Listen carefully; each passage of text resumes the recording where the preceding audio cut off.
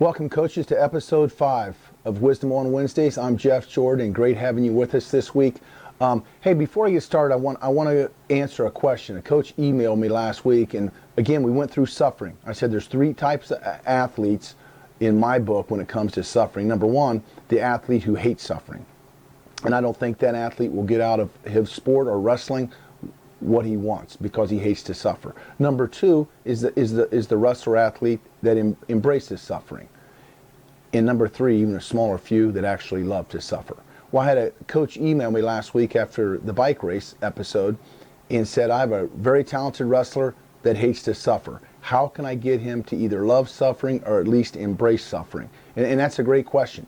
My answer to that, coach, is this. Set the standard of the culture that you want for your team of hard work, all right, number 1, and stick to it. Number 2, build the relationship with the kid and the athletes, because the kid will run through the wall for you, hopefully, if you build the right relationship.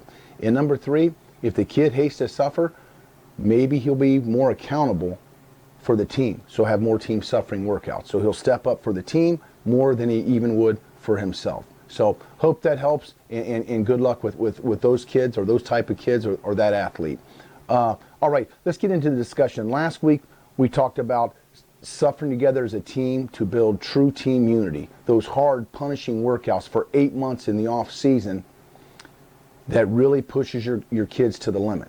I wanted my team to be a team for 12 months and not 4 months out of the year. So the workouts we're talking about, again, is off-season workouts.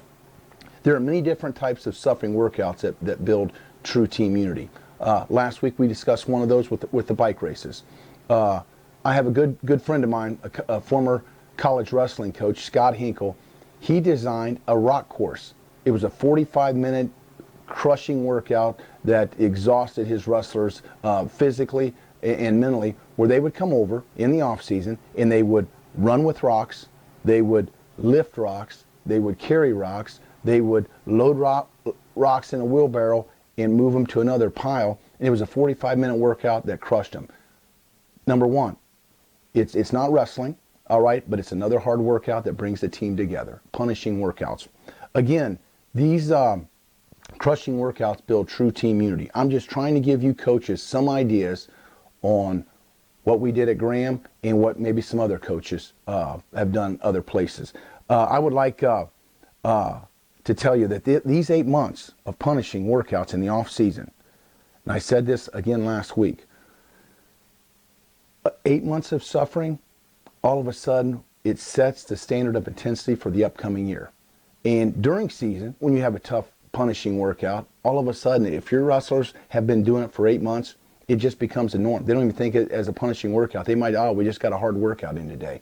That's the mindset that I think that you want to try to get across to your kids as well as your team. So I'd like to discuss another hard punishing workout that we did, and we did it for 3 months in the summer, and it was called the Hillbilly workout. We would do it every Thursday at 3:30 when my camps checked out. My wrestlers would come over to and meet us at the office. We would load up Suburbans, we would load up trucks, and we would drive to Greg Stevens' house. Mr. Stevens lives out in the middle of nowhere, and he laid a course out with 20 stations. His 2 boys, Brian and Matt, they both won state titles for me. But anyway, these workouts were crushing. It took 45 minutes on a fast time to an hour on a slower time to get through the workout. 10 outside stations, 10 inside stations. I used to think Greg was one of my really close friends, but when I would finish the Hillbilly workout, I think I actually despised the man for creating those 20 stations that were psychotic to me and my wrestlers. Station 1 started out with a half-mile run where you would carry 2 5-pound bricks in your hands. And you don't think that's tough, but it gets really tough because you can't drop the bricks. And you would throw the bricks up on your neck, and you'd run, they'd scratch your neck up, or you'd hold them on your side, and they would scratch your side up. You started out with station 1, you'd get lung burn, and that lung burn would stay with you for the next 19 stations.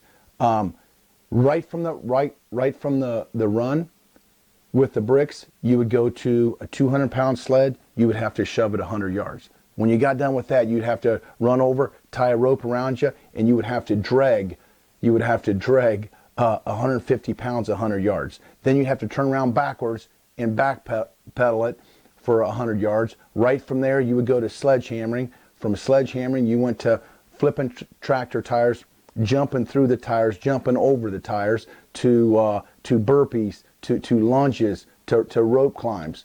All these stations, 1 to 19, led up to the most brutal station that you could possibly imagine. It was called Jacob's Ladder. Everyone despised and hated Jacob's Ladder. Jacob's Ladder, it sounds lovely. It sounds like it came from the Bible. But after doing it, you know that it actually came from Hades itself. Jacob's Ladder would break you mentally and physically in 2 minutes or less.